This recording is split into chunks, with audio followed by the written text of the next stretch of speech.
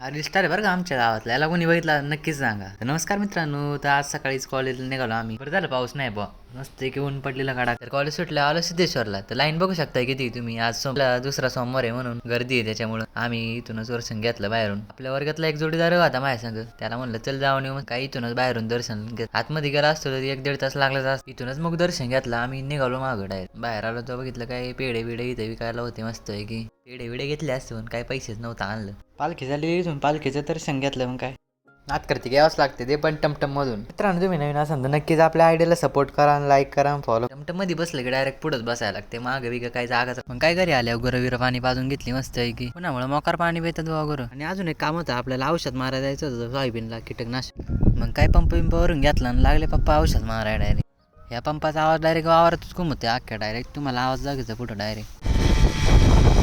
काय चकुलीला मला पाणी आणायचं होतं किटल्यान. हिला औषध मारा घेऊन आलं का काय ना काहीतरी खायला आणायच लागतं. मग काय नंतर आलं गावात कापाय मस्त गावात बिवात कापलं. मित्रांनो ब्लॉग कसा वाटला नक्कीच लाईक करा, फॉलो करा.